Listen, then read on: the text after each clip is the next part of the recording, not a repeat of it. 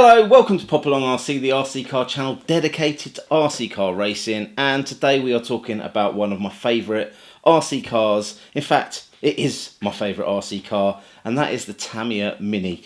Now, if we're talking Tamiya Mini, it doesn't get more iconic than this one here. This is the Mini Cooper, original Tamiya Mini Cooper shell there. It's seen better days, it's not in the best condition ever, but this is on a MO3 chassis, and I absolutely love the MO3 chassis. It's the first proper race car that I ever sort of raced at a competitive club. So I used to run this probably, it's got to be looking about 15 years ago now.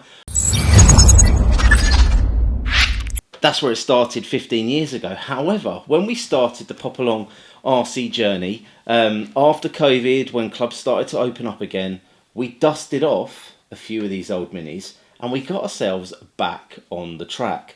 So I was running an MO3, as was Mark, and we kind of did a little video series of how to set them up, and then we took them racing.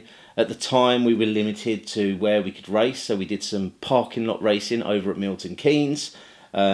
Learn a little bit about sort of tyre prep when we go outside, because obviously when you're running indoors on carpet, the grip levels stay consistent, and we had controlled tyres at Lake Buzzard. But the shift to outdoor racing opened up the minefield, which is tyre choice and tyre selection, and that is probably the steepest learning curve that we've had to date. So in my first year running these minis, sort of post-COVID, we decided it'd be a good idea to join the guys over at Iconic RC and take part in the Iconic Cup, and the MO3 was our car of choice. However, it was embarrassing how slow our cars were and how far off the pace we were, and our naivety back then, we kind of pointed the finger at faster cars and they were doing this and doing that. If you've seen our recent video, which sort of analysed a lap over at the West London track, you'll see that actually they were just better drivers than us.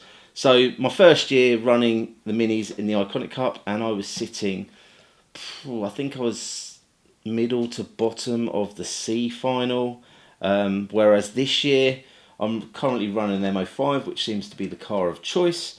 With the MO5, I am now making the A final. I've made the A final 2 out of 3 so far this year. So having a great time running my minis. In addition to these, so obviously I've got the MO3s, I've got my MO5, I've also got my MO7. Now, this MO7 I was running over at Milton Keynes, and over at Milton Keynes they've got the MTC Fronty class, which the MO7 fits into. However, with the brush motor that I was running, it couldn't quite stick with the brushless cars that were running. However, I have recently got hold of some new gears for the MO7, and I've upgraded it, so I've done a conversion, and I'm now going to be running that with a brushless setup in it. Okay, so here it is, my MO7R.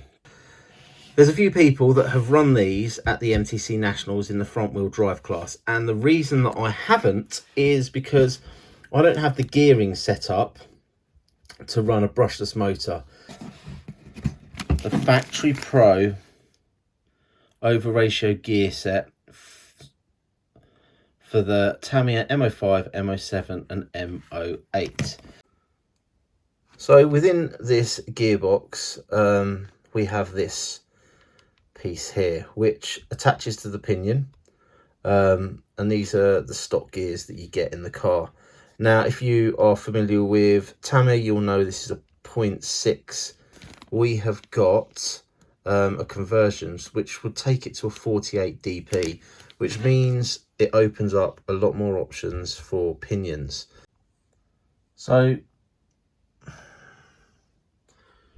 really not a quick fix this. I'm literally having to take the whole car apart to be able to get this part out here. So to look at now, you can see the gearing is very different. This part is the same, but what would be the spur gear is considerably smaller on this one, which will allow you to go a lot bigger with the pinion.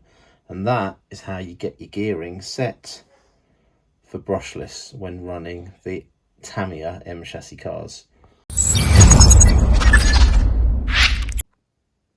Okay, so all the original motor, ESC and bits and bobs are now out of the car, and I'm trying to get the brushless set up, put in. Now there is a little brace. What have I done with it? It's down here, bear with me a second.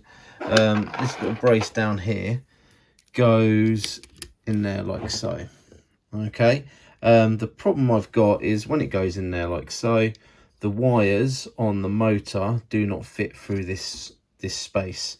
So what I've done is I've taken that off. I'm now going to put the motor in. I'm then going to rewire the motor around the space that I've got here so that it'll fit. And then I need to attach the Just Stock ESC. Now, unfortunately, the height and space where I can put it meant I've had to detach the fan for the time being. So hopefully, well, it might be able to run without a fan. Alternatively, I'm going to have to mount the fan up here, and I'm just going to hope that it gets enough airflow down onto the ESC to keep that cool. So there's a few little jobs. What was supposed to be a 10-minute job is turning into an hour. And because I am a fan of a bit of blue, I've gone with blue cables on this. So time to try and fit it into the car.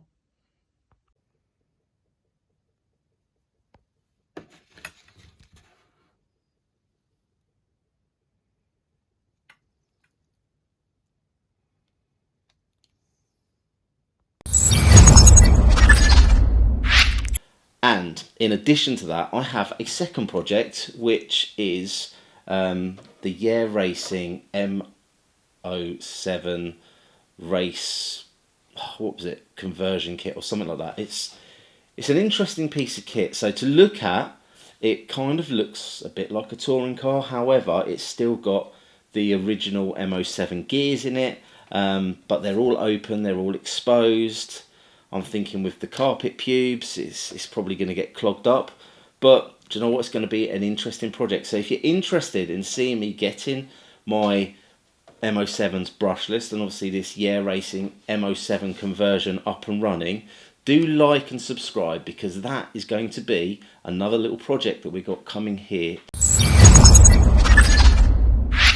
In other news, obviously we've got our F1 cars over here. We do have plans to get these on the track.